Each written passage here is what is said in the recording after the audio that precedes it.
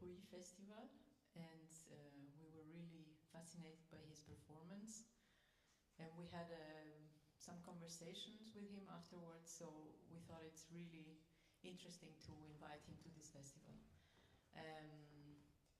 Ivar is a researcher, a curator, a performer, and he finished his PhD research last year.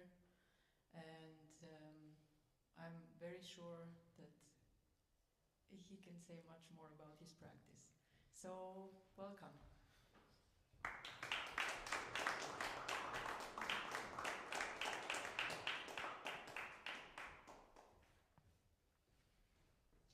Thank you very much.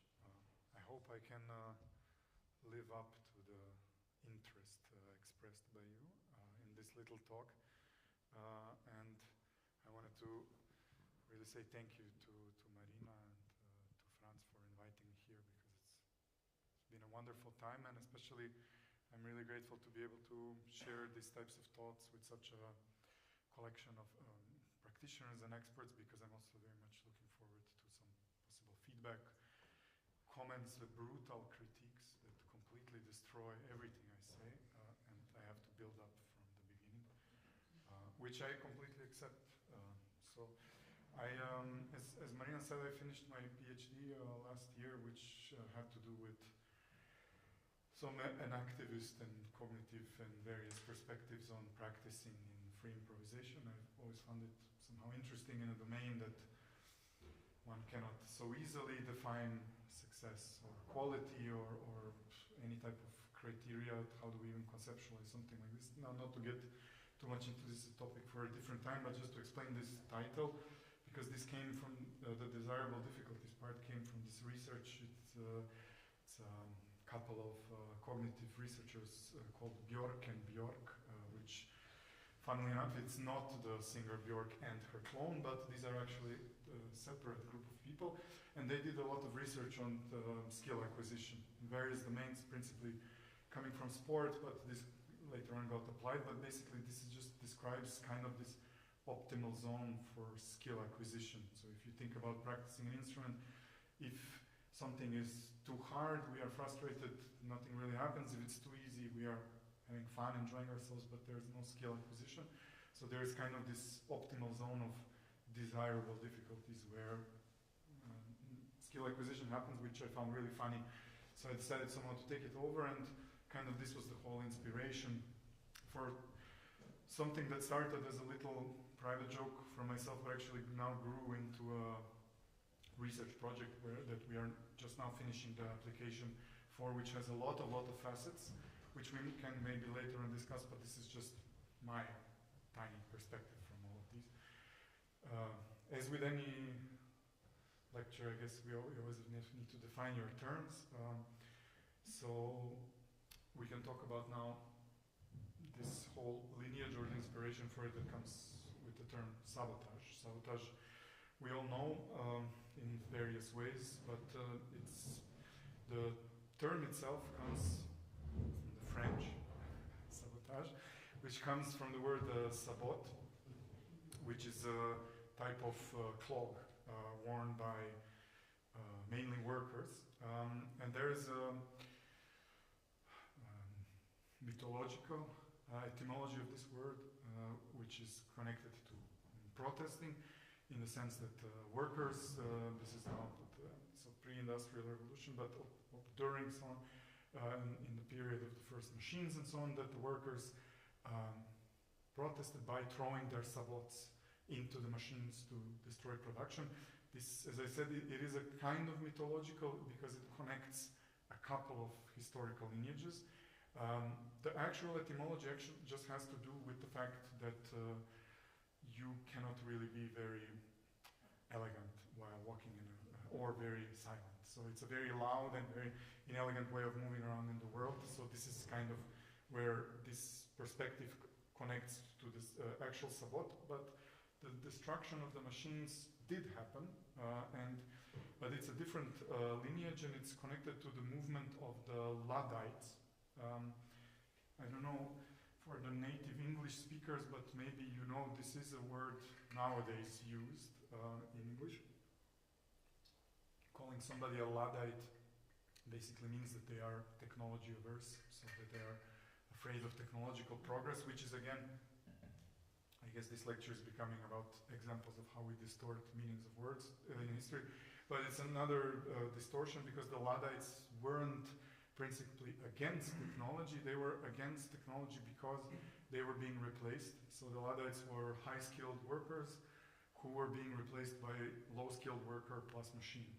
And this is a very sad thing that repeats itself in history over and over. But destroying machines was basically the only kind of way in which they could envision some type of protest, enact some type of protest. But as it often happens with this type of movements, their revolt was stopped with various forms of brutality, the least of which was being deported to prison colonies, or Australia in this case. But the idea of sabotage does not disappear with them. It somehow remains active in the French spirit, but we can find a continuation historically in this organization. This is the organization IWW, or International Workers of the World. It's where a lot of ideological and theoretical developments on any type of protest. I would really recommend it as a rabbit hole if you are interested in workers' movements, organizations, protesting and so on and so forth. But this was a workers' movement started in 1905 in Chicago as a type of over syndicate. So it was not a specific branch, but these were all industrial workers of the whole world who would meet, mostly started by militant unionists, socialist, anarchist, syndical workers who wished to secure better conditions for themselves. One of their founders, Bill Haywood, aptly known as Big Bill, found inspiration for sabotage on a sort of a research trip to France, where he was observing French railroad workers in a process of protesting that they themselves envisioned as defined for him sabotage, which was not destroying train tracks or destroying means of production or anything, but was accidentally sending a train to Marseille instead to Paris, or accidentally forgetting to put perishable foods into the refrigeration, and so on and so forth. So think less destruction and more somehow creative fumbling or forgetfulness. He really likes this, obviously, and takes over this as kind of the guiding principle of sabotage. So this principle of taking back efficiency, slowing down, or creatively messing up. To the point that Ralph Chaplin, who was a poet and a visual artist, also a part of the IWW, creates the logo of sabotage, which then becomes the international symbol for sabotage. So it's a bit, I guess you can see, this is the Sabotabby, so-called, or the black sabotage cat. This becomes for them almost like, or not almost, it becomes a threat. So it becomes a way of announcing to the factory owner, you better give in to our demands or things are going to start going. So if any of you own the means of production or your own band or something and you notice these logos appearing on your equipment, be careful because, or just give in to the demands, pay them, you know. So why in general sabotage is, or obviously sabotage is very useful as a protest tactic because it's very hard to trace the source. It's very hard to prove who did what and how things transpired and what even led to the destruction of a certain machine or something. In that sense, sabotage is an extremely useful tactic in the context of war. It is so useful that this fine gentleman over here, William Joseph Donovan, who was the head of the OSS during the Second World War. The OSS is the precursor to what we now call the CIA, so Corporation of Office of Strategic Services.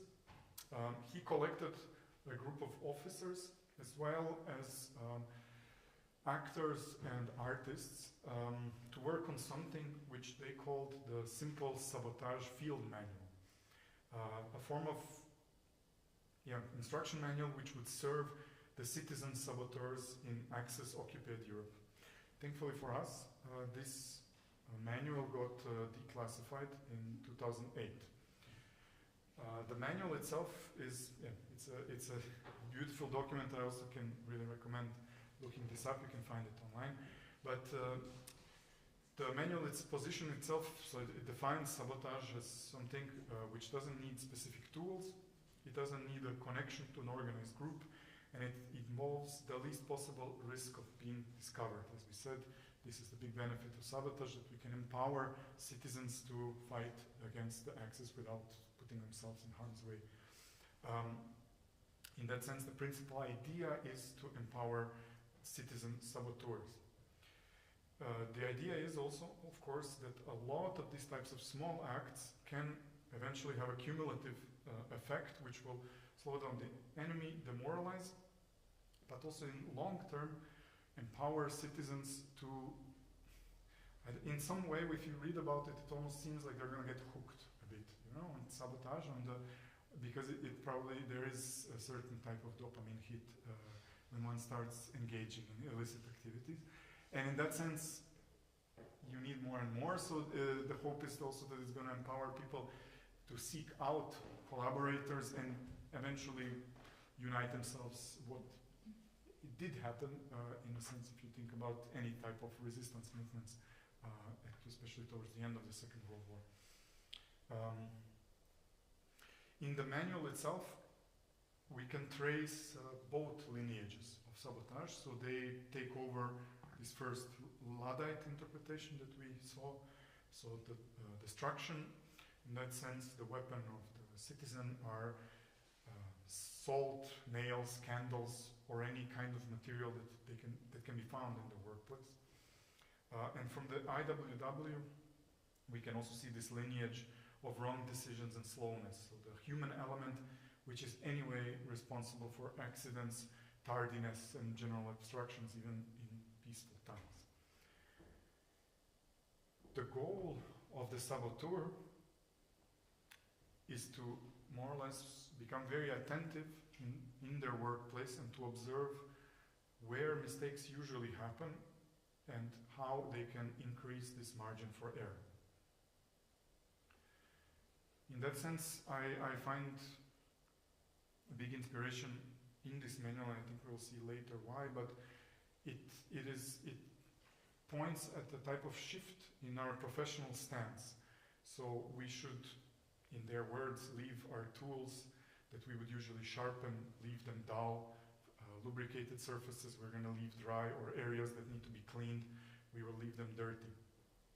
But this shift in thinking can be seen as kind of a shift in intentionality.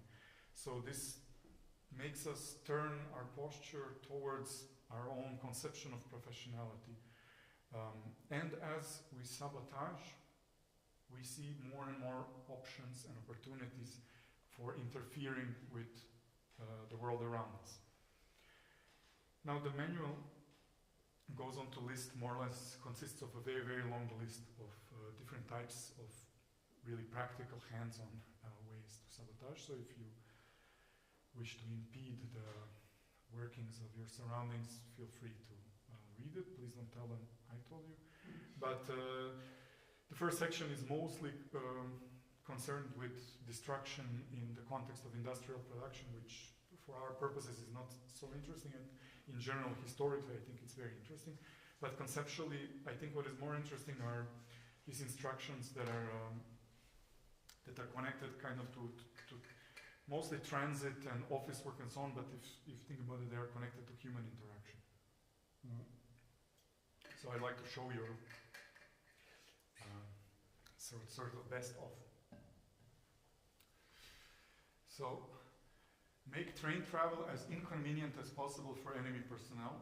Make mistakes in issuing train tickets, leaving portion of the journey uncovered. Issue 2 tickets for the same seat in the train so that an interesting argument will result. Near train time, instead of issuing printed tickets, write a note slowly by hand, prolonging the process until the train is nearly ready to leave or has left the station. On station bulletin boards announcing train arrivals and departures, see that false and misleading information is given about trains bound for enemy destinations. Finally enough, what we will also see later, but there are quite a lot of connections with contemporary art. For example, as we can see, this underlined part, this is Marinetti, somewhere beginning of the 20th century, saying sell the same ticket to 10 people, traffic jam, bickering and wrangling. So in the sense, like this futurist tradition is alive and well in our collection of middle-aged white Americans trying to bother the Nazis. In trains bound for enemy destinations, attendants should make life as uncomfortable as possible for passengers.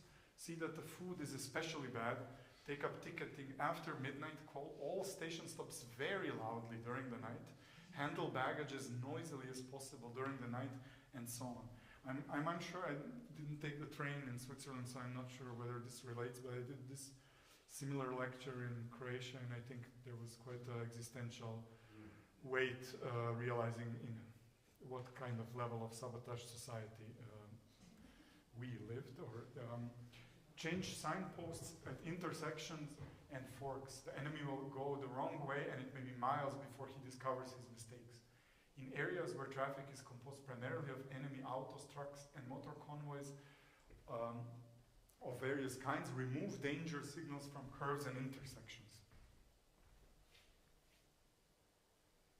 Bus drivers can go past the stop where the enemy wants to get off.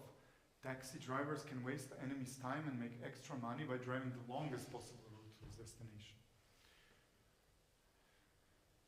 Anyone can break up a showing of an enemy propaganda film by putting 2 or 3 dozen large moths in a paper bag. Take the bag to the movies with you, put it on the floor in an empty section of the theater as you go in, and leave it open. The moths will fly out and climb into the projector beam so that the film will be obscured by fluttering shadows. Make speeches. Talk as frequently as possible and at great length. Illustrate your points by long anecdotes and accounts of personal experiences. Never hesitate to make a few appropriate patriotic comments. Bring up irrelevant issues as frequently as possible. Haggle over precise wordings of communications, minutes, resolutions. Work slowly. Think out ways to increase the number of movements necessary on your job. Use a light hammer instead of a heavy one. Try to make a small wrench do when a big one is necessary. Use a little force where considerable force is needed, and so on. Be as irritable and quarrelsome as possible without getting yourself into trouble. Cry and sob hysterically at every occasion, especially when confronted by government clerks. Give lengthy and incomprehensible explanations when questioned. And finally, act stupid.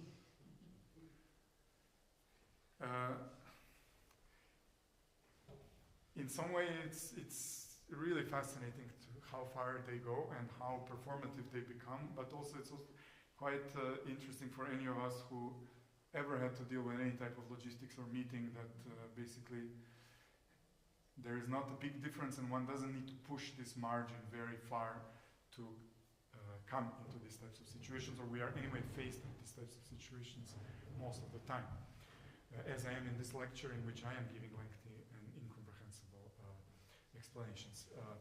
But what is very striking about these examples, and this is why I previously said the OSS didn't only employ military personnel, but also people coming from the theater and people coming from the arts, is kind of the performativity of this whole conception.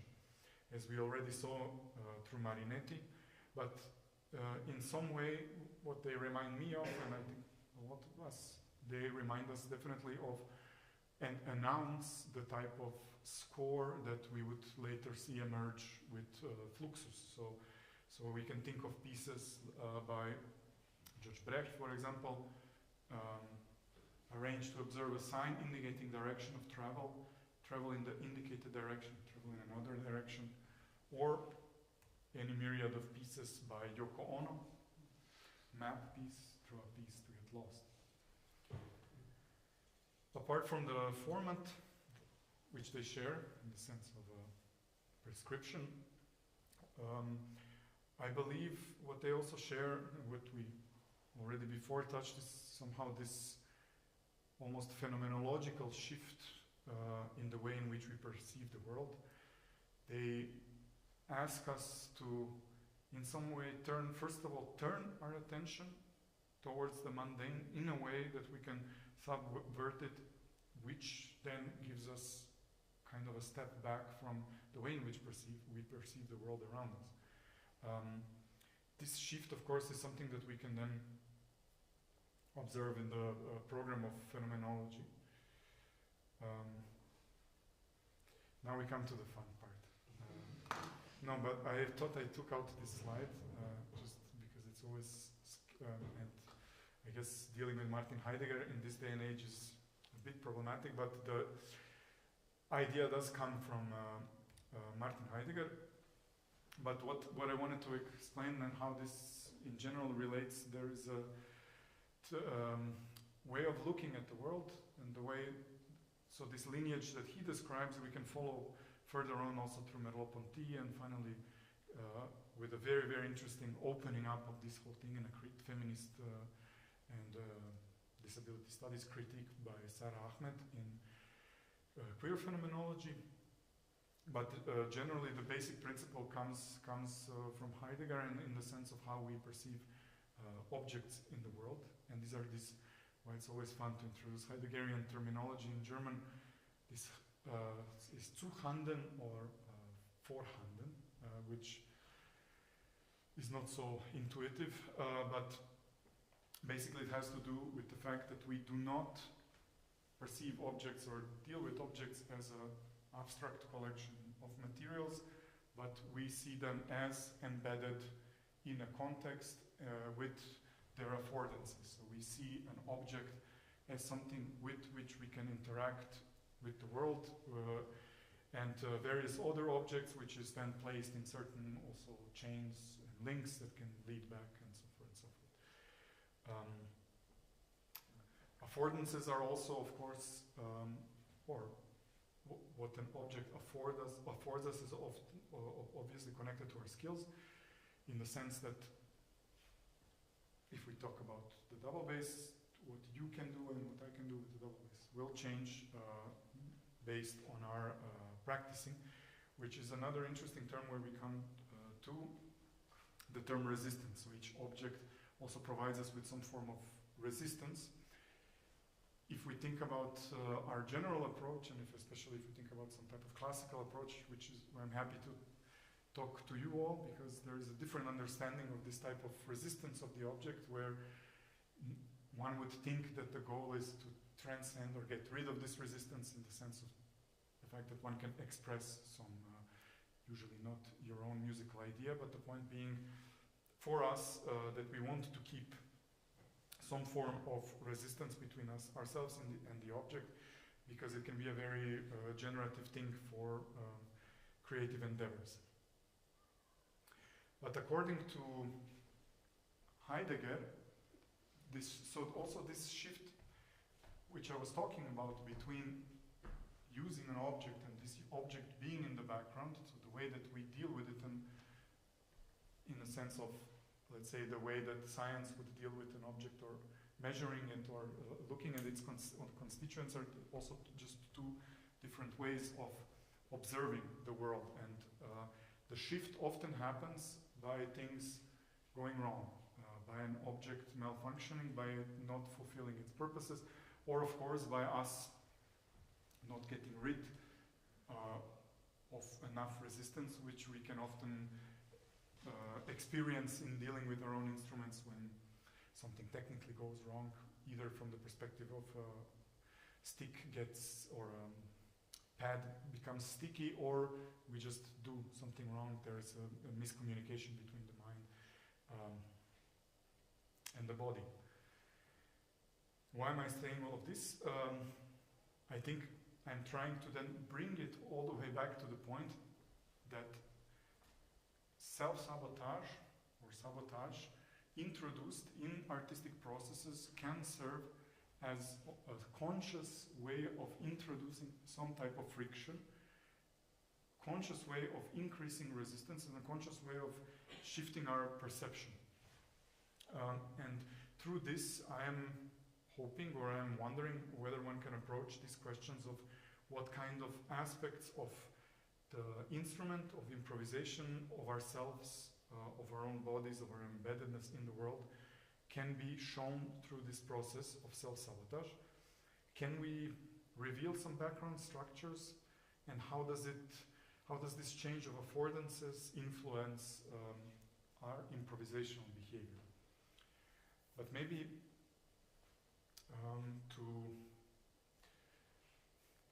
it's better sometimes to show than to talk, so I prepared a little potpourri of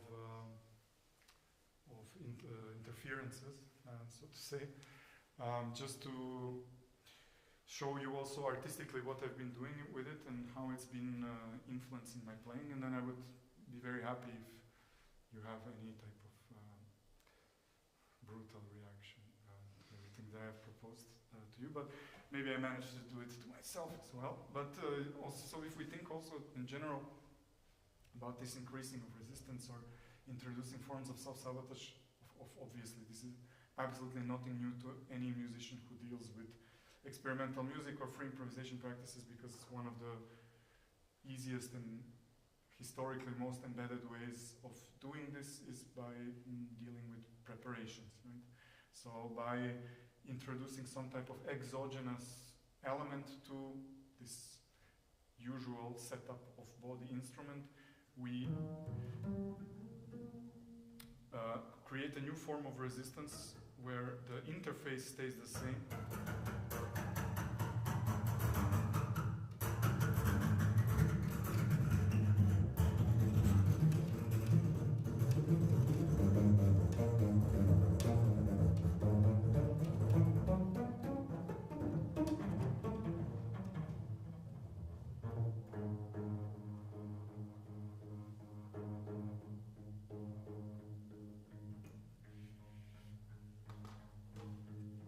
Another way of thinking about this is creating, building, or making yourself systems which are inherently incontrollable, or which just don't want to work when you need them to work.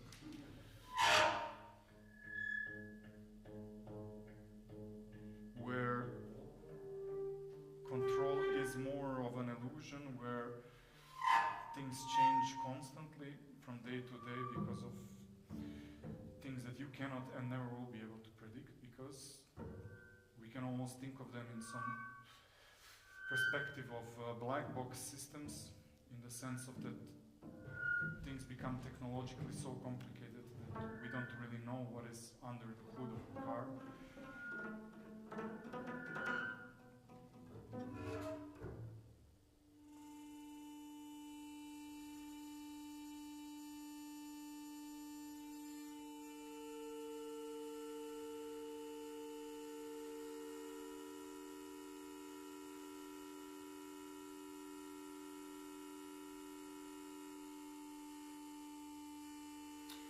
In a way, also a very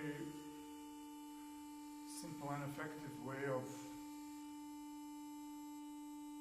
sabotaging oneself is just closing the eyes.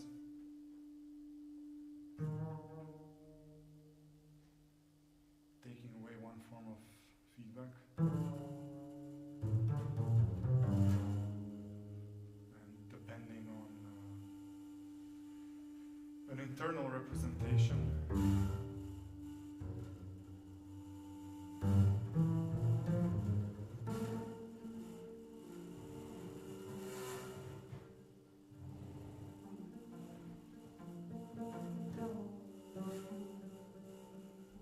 Which allows a shift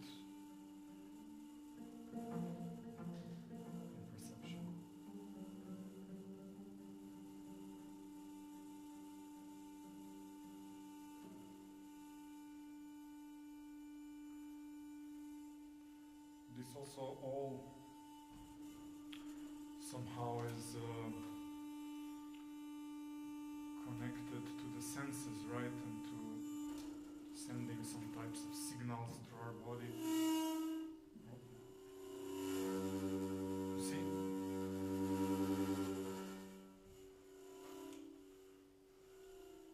But we can also interfere with this system. I mean, if we think about it, all our brain is just some connection of impulses and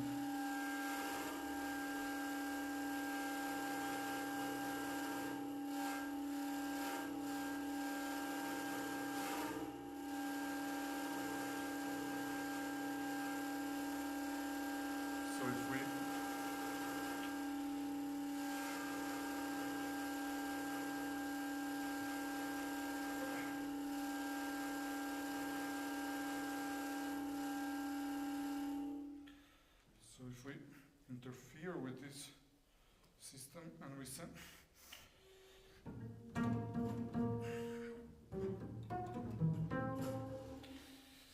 some energy inside of our own body, maybe it helps us stay aware of the fact that it's all some form of electrical impulse that just goes through the body.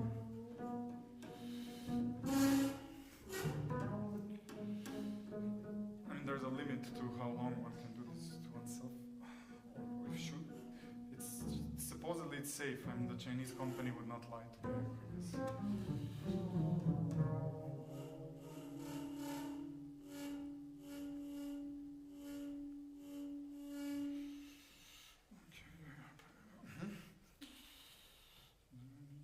Eventually one needs a break because it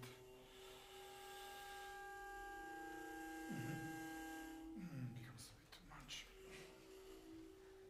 Because one should not be too aware, you know, in reality, but also this whole process, you know, becomes the reading and the thinking and the reflecting and the enacted and what is the start and is this all deterministic, you know, when I start improvisation this is object one and then Jeff Passings tells me this all consists of some forms of reference, and then my colleague George Bergman, yes, he talks about provisos and this is the if it's improvised then there must be a proviso and it's all contextualized in some way, and then you practice, you know, and this is a build-up and you motor neurons and this reacts this way, this reacts this way, and you're embedded and enacted and embodied and, you know, is this aphrological or urological what I'm doing now, and can this pass or yes, and this, you know, embedded in an academic practice, artistic practice and so on and so forth. It just becomes this horrible, boring drag, never-ending stream of words and thoughts that you can't interject anymore. What is the whole purpose of this? You know, I often talk to my cat like this because she seems like one who can really understand, because no one else can follow this stream of thought. But in the end, it's a fun distraction, you know. But we can also interject to kind of circumvent this cognitivist approach and maybe help ourselves by just, you know, reminding ourselves of all the failures and all the rejection letters that we got in our lives. We want to say thank you for your great proposal and the work you put into it. Because, I mean, ultimately as an artist, isn't it basically just rejection interspersed with a couple of happy moments and just some... We are awestruck with the quantity and quality of submissions received. Which I hope mine was also inside of these very well done submissions, but let's see, I mean... Thank you for the time and effort that you put into your proposal. Yes, you know, it kind of was a lot of time. I mean, thank God for ChatGPT, so I can like explain away the ecological impact of my improvisational practice. But anyway, I'm still very happy that you... Unfortunately. No, but I think this something good will come out of it. I have to keep believing and trying and doing things. Unfortunately, we have to inform you. I still don't know what it is. I mean, it could be inform me that I get 3 concerts instead of 1, maybe. Unfortunately, we have to inform you about your project.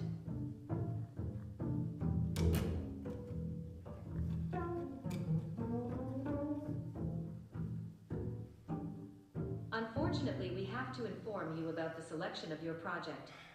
This is really taking a while. Let's see what they say. Unfortunately, your project was not selected this time.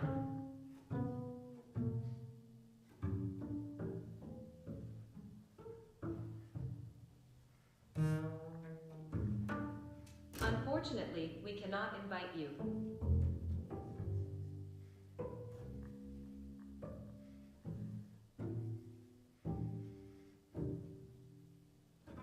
We cannot give further information about the reasons of each refusal.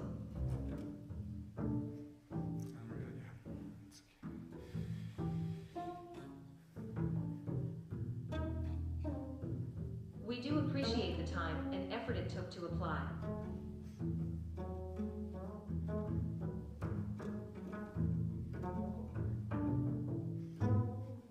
Thank you again for your application. And then after, you can take it all away.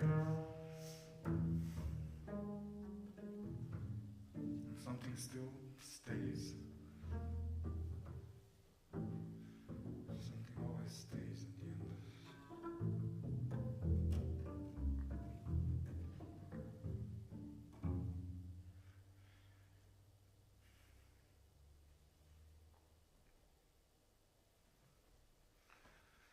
Thank you very much.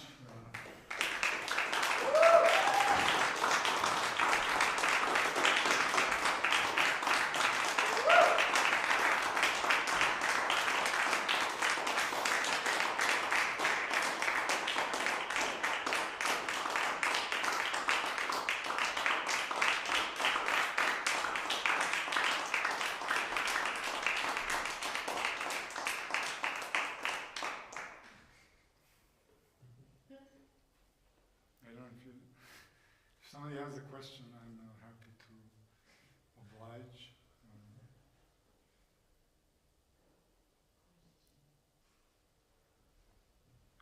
It can, as I said, it can be also brutal critique.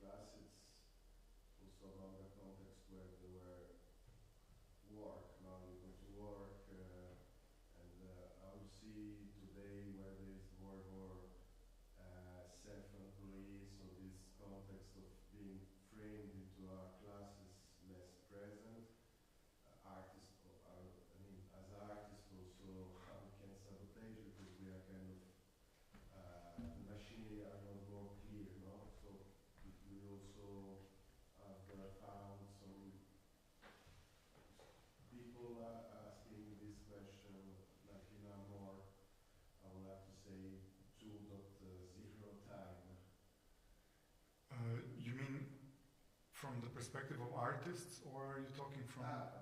Both. You mean political? I mean it's. How can sabotage? This you mean? Yeah. Okay. A big part, as I said, this is just a little part of now what became or got developed into quite a large type of project. From this perspective, not but what there is a theorist in our project who is dealing quite a lot with critical fabulation theory, and in general, if we think about the notion of putting very plainly something like fake news, but in the sense of just the types of propaganda machines and the types of information that is flowing. So in that sense of sabotage 2.0, so this like daily micro sabotage that's being enacted on each and every one of us by just being present on different types of media, and how complicated it is to even find sources at this point, or even negotiate any semblance of truth in any form of way. But the organizations that I speak of, they do still exist. The IWW is still an active organization that still deals with similar issues to these days, because I don't think this is such a big thing in Europe as it is in America, because, or at least I know in Austria, this type of unionization that they are constantly fighting for in America kind of got fought for and is there, depending on what you're doing, but most of the professions are represented, you know. I don't know, like, apart from IWW, not really, that I know of, if you're talking about the taxi driver or Uber driver's perspective on something like this. Yes, I mean, I have the impression that sabotage techniques are more kind of now used by people in power. And this is a great point.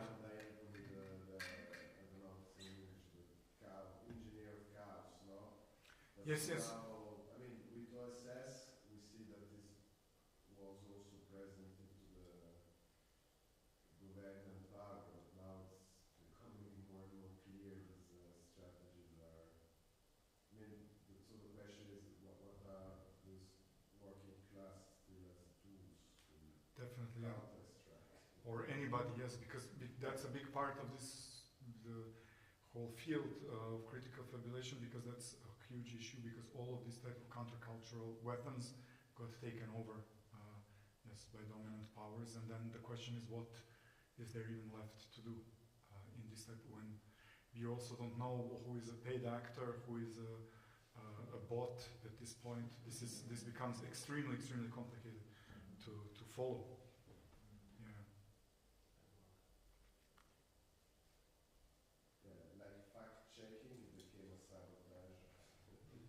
Exactly. Yes. Yes.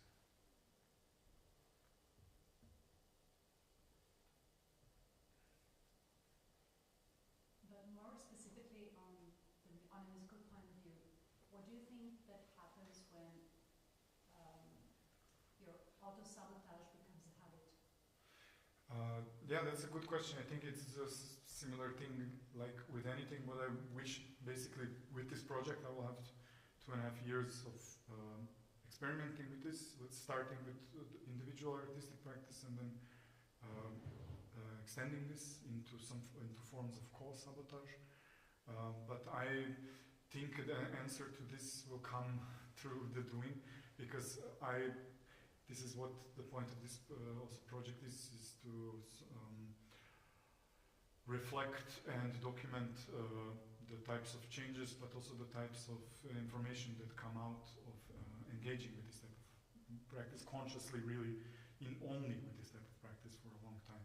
Because, yes, I mean, our adaptability is quite high in the ways in which, but some systems, for example, some systems really, like this feedback system that I have, which is extremely simple, there is no, this is just the pickup basically goes in this, and it just multiplies infinitely, and you know, this is a thing that you cannot master, for example, right? So it creates a different posture.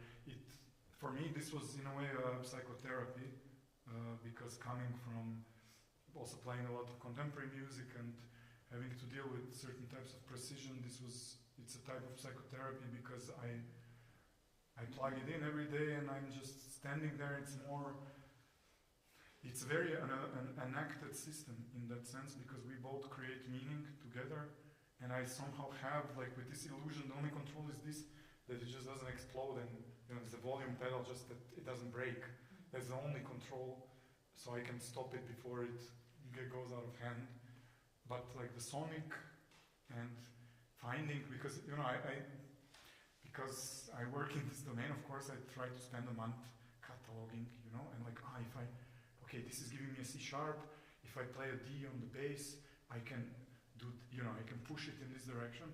And then after a month, I just realized this was all just hallucination, you know, because every day it's different, and there's no logic behind it, because it's such an unpredictable. So I think it's also about building these types of systems, because a big question theoretically for the whole project is this, because it happens in the context of, you know, Austrian music universities, which you can imagine, are very formalized and extremely looking back to our glorious past. You should always remember to stay patriotic, you remember. That like this question of excellence and question of virtuosity is incredibly strong, but it's also an extremely strong tool of normativity, right? That we want to attempt to question with these types of practices, like what can it bring? Because it's, I mean, obviously for you, all of you, a lot of these things I think probably are almost naive in some way, you know, but like dealing with questions like this with classical musicians in Austria, like this is 6 months of battle just to get them to try something, because what if this destroys my vibrato, you know, like, and this, I'm not joking, these are, and I also understand, I'm not making fun of them, because thank God I didn't go, you know, I wasn't cultured in that way musically, so I don't have this baggage, but I can understand if you're while you're 3, brought up in a certain environment, like this is, and funnily enough, going back to the beginning and going back to these studies on skill acquisition, like there is something called interleaved practice, and there's the way in which our mind works in relation to memory.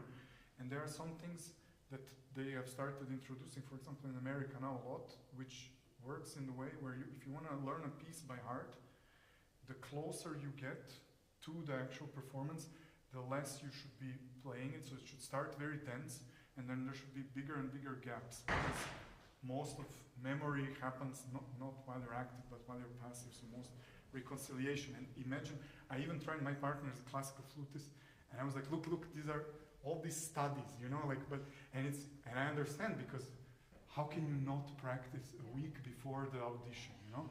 How is this, and of course even for me, because like every part of your mind tells you. So I think a lot of these things I'm just trying out, and I mean, some of the things are jokes, of course, and it's funny, but some of the things are hopefully are going to bring some new knowledge for the practice. It just makes me think of a video I saw I think 2 years ago of Mario João Pires, who was supposed to play a piano concerto, but she forgot. She thought it's another one, and so she was faced in this situation where she was like shocked, and then she played it from beginning to end. I just thought this is kind of These are ways which I hopefully this lecture, for example, will be. I really want to. It's problematic when you're asking for a lot of public money, for example, to hire. But I really wanted to hire a saboteur for the project, so a person who is hired, but nobody knows what their job is. So that they are, you know, that they follow me here to Zurich and do something to my computer, for example, and so on. But we couldn't find a way to rationalize this in like, you know, it's tax money in the end, so you have to be to some extent transparent. And this. And maybe one more question. Maybe it's also too big question. Maybe we can talk about it later also, because I'm interested in also how this for you in your own practice and for your own reflection, how this translates also emotionally on emotional or maybe even spiritual or whatever level, because this is a very interesting, very inspiring, but very intellectual also at the same time. And I can follow kind of also the approach and how to try these things out and so on, but how this actually feels for you, what does it do for you, and when you try to do these things, what actually, you know, happens. Yeah. That I would be very interested. I mean, that's going to be definitely, it's a big part of the project. This first year of the project is just a lot of reflective documentation of these types of processes. I think a lot. I mean, and you can try like doing these are all actual. I mean, write the word "unfortunately" into your email, and you will get all the nice letters that you. I presume I'm not the only one who has 50 rejection letters. Maybe I am, but so these are all real rejection letters that I had to go back to and extract, you know, tidbits out of. And for example, this was a really therapeutic thing, and always playing with this little tape is, for me, it's very nice somehow emotionally, because it kind of takes away this pressure, and then people always laugh, and it's because it's a collective trauma that we share. It's always fun, right? to be rejected, but I think a lot of the things are very therapeutic in some sense. Also in this sense of, excellence, satisfying market conditions, satisfying expectations, my own or projected others, and so on and so forth. So a lot of it is really quite a form of psychotherapy, I would say. And some things are just jokes. I think this is also something I really enjoy in this lecture, performative lecture, is your humor, actually. It's really, it's very refreshing. I think if you're talking about Heidegger, and if you don't say a couple of jokes, I think. Not only that, and also thank you so much. It was really very, very inspiring. Yeah, thank all of you.